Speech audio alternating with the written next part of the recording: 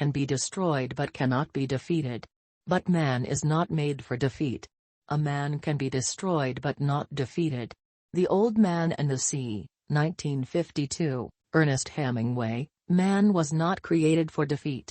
A man can be destroyed but not defeated. The world is where it is today because people have done risky things throughout civilization. We fly safely because of airplanes that have broken wings and crashed off mountains. The same is true at the bottom of the sea.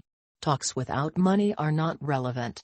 My respect for all animals who risk their lives and work. Edward Smith, Sea Captain. Edward John Smith rode R&R, January 27, 1850, April 15, 1912, was a British mercantile marine officer. He served as master of numerous White Star Line vessels. He was the captain of RMS Titanic, and perished when the ship sank on her maiden voyage. Despite the past trouble, Smith was again appointed to command the newest ship in the Olympic class when Titanic left Southampton for her maiden voyage. Although some sources state that he had decided to retire after completing Titanic's maiden voyage, an article in the Halifax Morning Chronicle on April 9, 1912 stated that Smith would remain in charge of Titanic until the company, White Star Line, completed a larger and finer steamer. On April 10, 1912, Smith came aboard Titanic at 7 a.m. to prepare for the Board of Trade muster at 8 a.m. He immediately went to his cabin to get the sailing report from Chief Officer Henry Wilde. After departure at noon, the huge amount of water displaced by Titanic as she passed caused the laid-up New York to break from her moorings and swing towards Titanic. Quick action from Smith helped to avert a premature end to the maiden voyage. The first 4 days of the voyage passed without incident, but on April 14, 1912, Titanic's radio operators received 6 messages from other ships warning of drifting ice, which passengers on Titanic had begun to notice during the afternoon. Although the crew was aware of ice in the vicinity, they did not reduce the ship's speed and continued to steam at 22 knots, 41 kilometers per hour, 25 miles per hour. Titanic's high speed in waters where ice had been reported was later criticized as reckless, but it reflected standard maritime practice at the time. According to Fifth Officer Harold Lowe, the custom was to go ahead and depend upon the lookouts in the crow's nest and the watch on the bridge to pick up the ice in time to avoid hitting it. The North Atlantic liners prioritized timekeeping above all other considerations, sticking rigidly to a schedule that would guarantee arrival at an advertised time. They were frequently driven at close to their full speed, treating hazard warnings as advisories rather than calls to action. It was widely believed that ice posed little risk, close calls were not uncommon, and even head-on collisions had not been disastrous. In 1907, SS Kronprinz Wilhelm, a German liner, had rammed an iceberg and suffered a crushed bow, but was still able to complete her voyage. That same year Smith declared in an interview that he could not imagine any condition which would cause a ship to founder. Modern shipbuilding has gone beyond that. Shortly after 11:40 p.m. on 14 April, Smith was informed by First Officer William Murdoch that the ship had just collided with an iceberg. It was soon apparent that the ship was seriously damaged. Designer Thomas Andrews reported that all of the first 5 of the ship's watertight compartments had been breached and that Titanic would sink in under 2 hours. There are conflicting reports about Smith's actions during the evacuation.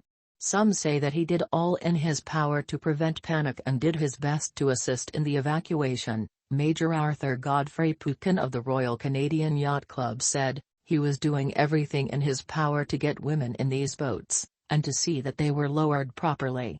I thought he was doing his duty in regard to the lowering of the boats." Robert Williams Daniel, a first-class passenger, said, "Captain Smith was the biggest hero I ever saw. He stood on the bridge and shouted through a megaphone, trying to make himself heard." Thomas Andrews Jr., February 7, 1873, April 15, 1912, was a British businessman and shipbuilder. He was managing director and head of the drafting department of the shipbuilding company Harland and Wolff in Belfast, Ireland. He was the naval architect in charge of the plans for the ocean liner Titanic and perished along with more than 1,500 others when the ship sank during her maiden voyage. In 1907, Andrews began to oversee the plans for 3 new ocean liners for the White Star Line, the RMS Olympic, the RMS Titanic and the RMS, later HMHS, Britannic. All 3 ships were designed by Andrews, William Peary and General Manager Alexander Carlisle to be the largest, safest and most luxurious ships at sea. As he had done for the other ships he had overseen, Andrews familiarized himself with every detail of Olympic, Titanic, and Britannic, in order to ensure that they were in optimal working order. Notably, Andrews's suggestions that the ship have 48 lifeboats, instead of the 20 it ultimately carried, as well as a double hull and watertight bulkheads that went up to B-deck, were overruled. Andrews headed a group of Harland and Wolff workers called the Guarantee Group, who went on the maiden voyages of their ships in order to observe ship operations and spot any necessary improvements. Titanic was no exception, so Andrews and the rest of his Harland and Wolff group traveled from Belfast to Southampton on Titanic for the beginning of her maiden voyage on April 10, 1912. During the voyage, Andrews took notes on various improvements he felt were needed, primarily cosmetic changes to various facilities. However, on 14 April, Andrews remarked to a friend that Titanic was as nearly perfect as human brains can make her. For John Jacob Astor 4. July 13, 1864, April 15, 1912, was an American business magnate, real estate developer, investor, writer, lieutenant colonel in the Spanish-American War, and a prominent member of the Astor family. He died in the sinking of the Titanic during the early hours of April 15, 1912. Astor was the richest passenger aboard the RMS Titanic and was thought to be among the richest people in the world at that time, with a net worth of roughly $87 million, equivalent to $2.64 billion in 2022. When he died, Guggenheim boarded the RMS Titanic and was accompanied by his mistress, a French singer named Leontine Aubert, 1887–1964, his secretary, Victor Giglio, 1888–1912, his chauffeur, René Pernot, 1872–1912, and Madame Aubert's maid, Emma Sagesser, 1887–1964. His ticket was number 17,593 and cost £79. Other sources give the price as £56.187. He and Giglio occupied stateroom cabin B84 while Aubert and Sagesser occupied cabin B35. Pernot occupied an unknown cabin in second class. He died aboard RMS Titanic when the ship sank in the North Atlantic Ocean. His body was never recovered. Isidor Strauss, traveling back from a winter in Europe, mostly spent at Cape Martin in southern France. Isidor and his wife were passengers on the Titanic when, at about 11:40 p.m. on April 14, 1912, it hit an iceberg. Once it was clear the Titanic was sinking, Ida refused to leave Isidor and would not get into a lifeboat without him. According to friend and Titanic survivor Colonel Archibald Gracie 4, when he offered to ask an officer if Isidor could enter a lifeboat with Ida, Isidor refused to be made an exception while women and children were still on board, while Ida is reported to have said, "I will not be separated from my husband. As we have lived, so will we die, together." Ida gave her maid her fur coat and insisted she get into a lifeboat. Isidor and Ida were last seen on deck arm in arm. Eyewitnesses describe the scene as a most remarkable exhibition of love and devotion. The ship sank at 2:20 a.m. Isidor's body was recovered and taken to Halifax, Nova Scotia, and from there shipped to New York. He was first buried in the Strauss-Kahn Mausoleum at Bethel Cemetery in Brooklyn, and he was then moved to the Strauss Mausoleum in Woodlawn Cemetery in the Bronx in 1928. Ida's body was never found, so the family collected water from the wreck site and placed it in an urn in the mausoleum. Isidor and Ida are memorialized on a cenotaph outside the mausoleum with a quote from the Song of Solomon, 8-7, Many waters cannot quench love, neither can the floods drown it. Ida Strauss. Ida spent the winter of 1911-1912 in Europe with her husband Isidore. They originally planned to return home on a different ship, but switched to the Titanic due to a coal strike in England that caused the coal from other ships to be diverted to the Titanic. On the night of the sinking, Isidore and Ida were seen standing near lifeboat number 8 in the company of Ida's maid, Ellen Bird. Although the officer in charge was willing to allow Isidore to board the lifeboat with the women, Isidore Strauss refused to do so while women and children still remained on the ship. He urged his Ida to board, but she refused, saying, "We have lived together for many years. Where you go, I go." This incident was witnessed by numerous witnesses both in the lifeboat and on deck. The Strausses were last seen standing arm in arm on the deck. The story of Ida's bravery and loyalty became much celebrated. Rabbis spoke to their congregations about her sacrifice, articles in Yiddish and German language newspapers extolled her courage. A popular song featuring the story, The Titanic's Disaster, became popular among Jewish Americans. Margaret Brown, posthumously known as the unsinkable Molly Brown, was an American socialite and philanthropist. She was a passenger on the RMS Titanic, which sank in 1912, and she unsuccessfully urged the crew in lifeboat number 6 to return to the debris field to look for survivors. During her lifetime, her friends called her Maggie, but by her death, obituaries referred to her as the unsinkable Mrs. Brown. Gene Fowler referred to her as Molly Brown in his 1933 book Timberline. The following year, she was referred to as the unsinkable Mrs. Brown and Molly Brown in newspapers. Wallace Hartley. Wallace Henry Hartley, June 2, 1878, April 15, 1912, was an English violinist and band leader on the RMS Titanic on its maiden voyage. He became famous for leading the 8-member band as the ship sank on April 15, 1912. He died in the sinking. After the Titanic hit an iceberg on the night of April 14, 1912 and began to sink, Hartley and his fellow band members started playing music to help keep the passengers calm as the crew loaded the lifeboats. Many of the survivors said that he and the band continued to play until the very end. None of the band members survived the sinking, and the story of them playing to the end became a popular legend. A newspaper at the time reported the part played by the orchestra on board the Titanic in her last dreadful moments will rank among the noblest in the annals of heroism at sea, though the final song played by the band is unknown. Nearer, My God, to Thee has gained popular acceptance. Walter Lord's book A Night to Remember, 1955, popularized wireless officer Harold Bride's account of hearing the song Autumn.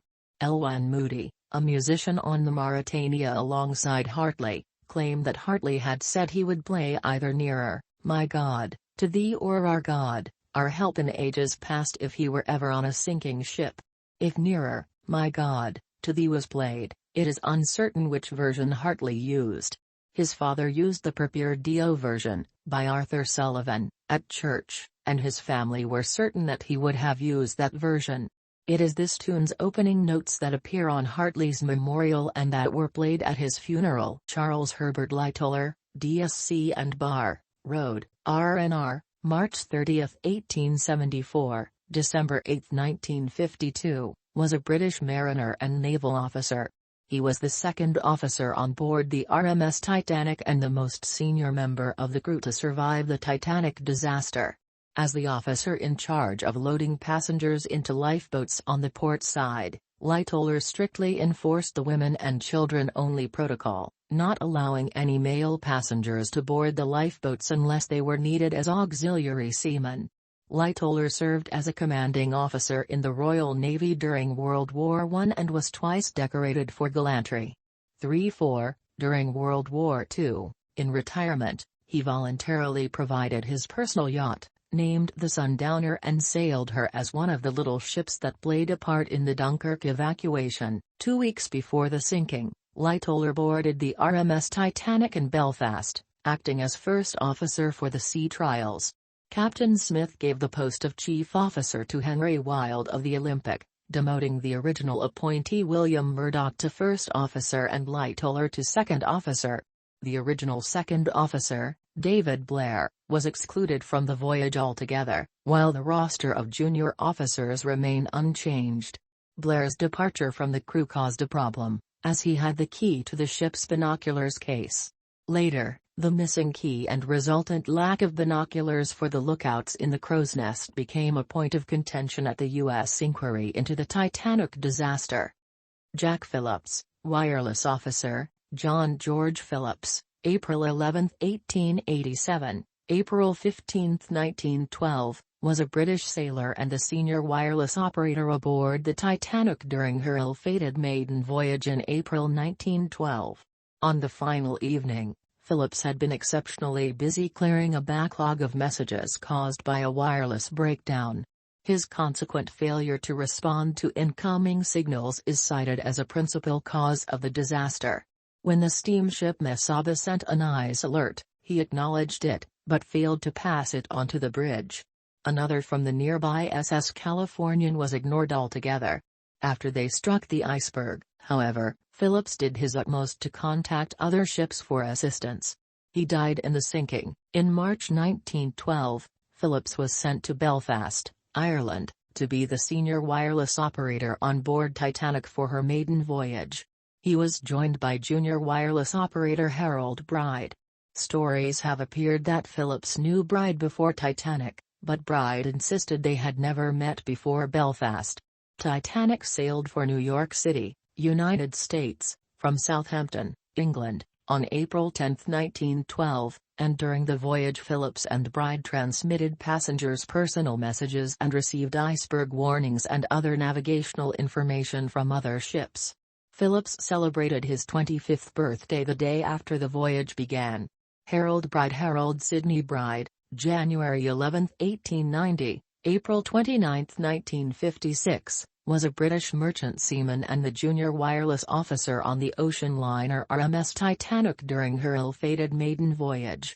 After the Titanic struck an iceberg at 11:40 p.m. April 14, 1912, Bride and his senior colleague, Jack Phillips, were responsible for relaying CQD messages, later SOS at Captain Edward Smith's urging, to ships in the vicinity, which led to the survivors being picked up by the RMS Carpathia.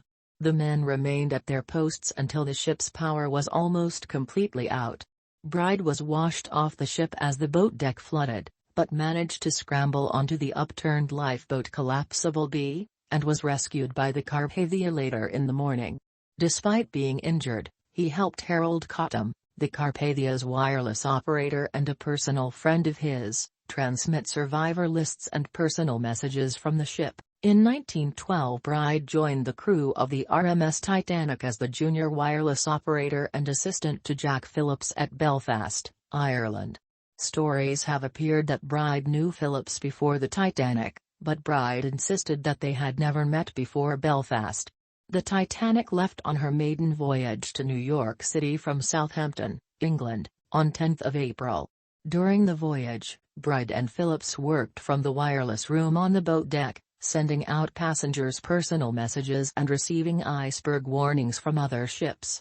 On 11 April, one day after the ship set sail, Phillips and Bride celebrated Phillips' 25th birthday, with pastries brought from the first-class dining room. Frederick Fleet, October 15, 1887, January 10, 1965, was a British sailor, crewman and a survivor of the sinking of the RMS Titanic. Fleet, along with fellow lookout Reginald Lee, was on duty when the ship struck the iceberg. Fleet first sighted the iceberg, ringing the bridge to proclaim, "Iceberg, right ahead." Both Fleet and Lee survived the sinking. Fleet testified at the subsequent inquiries into the disaster that, if he and Lee had been issued binoculars, we could have seen it, the iceberg, a bit sooner. When asked how much sooner, he responded, "Well, enough to get out of the way." In later life, Fleet suffered from depression, possibly in part due to the disaster. He committed suicide by hanging in January 1965. Fleet boarded the Titanic in Southampton on April 10, 1912. The ship made 2 stops, first in Cherbourg, France, and then in Queenstown, Ireland. The lookouts, 6 in total, made 2-hour shifts due to extreme cold in the crow's nest. The trip was uneventful until the night of April 14, 1912. At 2200 hours, 10 p.m., that night, Fleet and his fellow lookout Reginald Lee replaced George Simons and Archie Jewell at the nest.